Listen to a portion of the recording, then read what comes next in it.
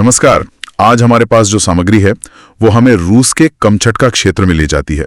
वहां हाल ही में एक बहुत शक्तिशाली भूकंप आया जी।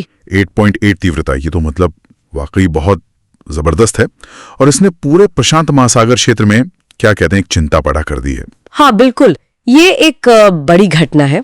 इस भूकंप के बाद कई देशों के लिए सुनामी की चेतावनी जारी की गई। इसमें अमेरिका के कुछ इलाके जैसे हवाई, अलास्का, प्रशांत तट वो सब शामिल हैं। अच्छा। और साथ ही जापान, रूस खुद, फिलीपींस, इंडोनेशिया, ये सब देश भी। बाप रे, काफी बड़ा दायरा है। हाँ, लेकिन राहत की बात यह है कि जो स्रोत हमें मिला है वो साफ कहता है कि भारत को इससे कोई सीधा खतरा नहीं है। ओके, ये अच्छी खबर है। तो मतलब असर का दायरा बहुत बड़ा है।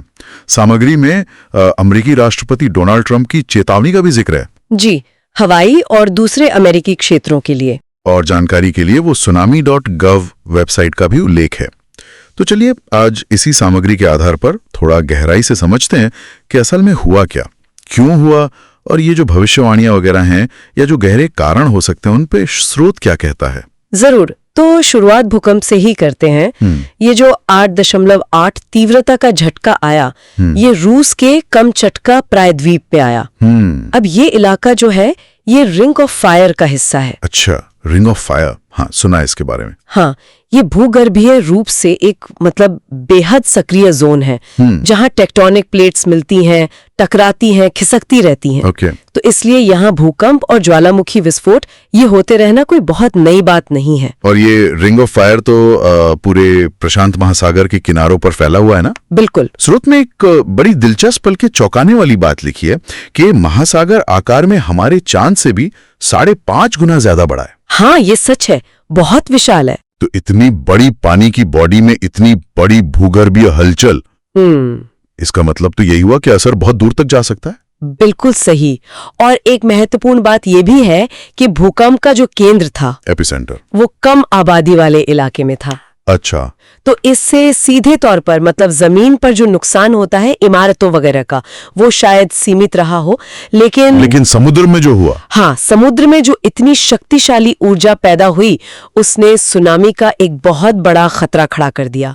ये बेसिकली विशाल लहरें ही होती हैं जो तटों तक पहुंचकर विनाशकारी सुनामी बन सकती हैं। सामग्री में ये भी लिखा है कि व्हेल मछलियों के तट पर बहकर आने जैसी घटनाएं हुई। क्या ये मतलब समुद्र के अंदर की उथल पुथल का कोई संकेत माना जा सकता है? हाँ, देखिए, कई बार ऐसी जो असामान्य घटनाएं होती हैं वो समुद्र में किसी बड़े बदलाव या गड़बड़ी का संकेत हो सकती हैं। स्रोत भी इसी तरफ इशारा कर रहा है। और प्रतिक्रिया की बात करें तो जापान में करीब 8 से 9 लाख लोगों को सुरक्षित जगहों पर पहुंचाया गया। ये बहुत बड़ा नंबर है। हाँ, काफी बड़ा। रूस और अमेरिका में भी जैसे हवाई वगैरह में बड़े पैमाने पर बचाव और निकासी के काम चल रहे हैं। तो उम्मीद यही की जाती है कि समय पर चेतावनी और ये जो एक्शन लिया गया है इससे नुकसान कम होगा। मतलब जानमाल का नुकसान कम हो। हाँ, बशर्ते कोई मेगा सुनामी ना आ जाए, मतलब कोई असाधारण रूप से विशाल और विनाशकारी लहर, उसकी आशंका बनी रहती है ऐसे बड़े भूकंप के बाद।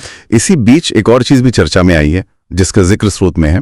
एक जापानी मांगा राइटर हैं रियो तात्सुकी, उनकी कोई भविष्यवाणी। हाँ, ये बड़ा दिलचस्प है कि कैसे ऐसी आपदाओं के समय लोग पुरानी बातों या भविष्यवाणियों में मतलब ढूंढने लगते हैं। सही बात है।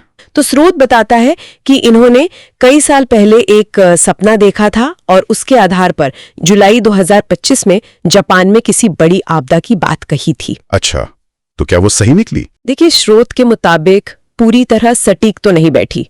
उन्होंने शायद 5 जुलाई की तारीख का जिक्र किया था, जबकि भूकंप 30 जुलाई के आसपास आया। फर्क है। और उन्होंने फिलीपींस और जापान के बीच कोई दरार पड़ने जैसी बात भी कही थी, वैसा भी कुछ नहीं हुआ।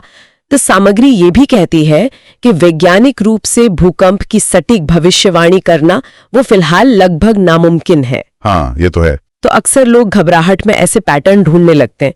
ये मानवीय स्वभाव है एक तरह से। स्रोत में कुछ और थ्योरीज का भी जिक्र है, जैसे कि ये कोई रूसी परमाणु दुर्घटना हो सकती है या वो ओरोफिश दिखने वाली बात, उनका क्या क्या? जी, सामग्री के अनुसार इन थ्योरीज का कोई आधार नहीं मिला है। इसे एक प्राकृतिक भूकंप ही माना जा रहा है। ओके। लेकिन इन भविष्यवाणियों और अटकलों से हटकर स्रोत एक ऐसे फैक्टर की ओर ध्यान खींचता है जिसका असर शायद ज्यादा वास्तविक और चिंताजनक हो सकता है। वो क्या है? वो है जलवायु परिवर्तन, क्लाइमेट चेंज। उसके कारण सुनामी की लहरें पहले के मुकाबले ज्यादा विनाशकारी हो सकती हैं। अच्छा, कैसे? मतलब उनकी ऊंचाई बढ़ सकती है। जहां पहले शायद 3 से 6 फीट ऊंची लहरें आती, अब हो सकता है वो 10-12 फीट तक पहुंच जाए।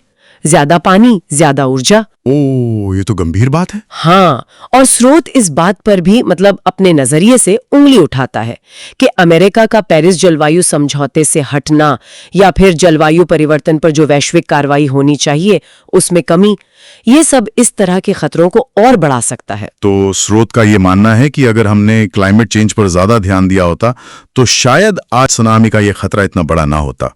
क्या ये मतलब है? हाँ, स्रोत का विचार कुछ इसी दिशा में जा रहा है। उनका मानना है कि जलवायु परिवर्तन से लड़ना सिर्फ पर्यावरण के लिए ही जरूरी नहीं है, बल्कि भविष्य में ऐसी जो प्राकृतिक आपदाएं आती हैं उनके प्रभाव को कम करने के लिए भी जरूरी है।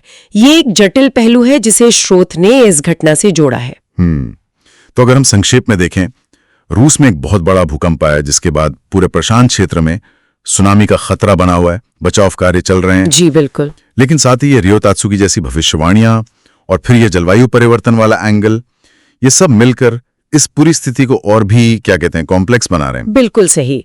और अंत में श्रोताओं के सोचने के लिए एक बिंदु छोड़ जाते हैं जो स्रोत से ही निकलता है। हाँ जरूर। इस स्रोत सामग्री को प्रस्तुत करने वाले लेखक ने अगले 5 सालों में प्रशांत या हिंद महासागर में एक मेगा सुनामी की आशंका जताई है। अगले 5 सालों में? हाँ, और खास बात यह है कि वो इससे काफी हद तक मानवीय अहंकार से जोड़ते हैं, मतलब जलवायु परिवर्तन पर हमारी जो निष्क्रियता है उससे। तो ये हमें सोचने पर मजबूर करता है ना, कि प्रकृति की ये जो अपार शक्ति है और भविष्य की आपदाओं के ये जो संकेत मिल रहे हैं, इनके सामने हमारी अपनी तैयारी क्या है, हमारी जिम्मेदारी आखिर है क्या? ये वाकई गहरा सवाल है जिस पर सोचने की जरूरत है।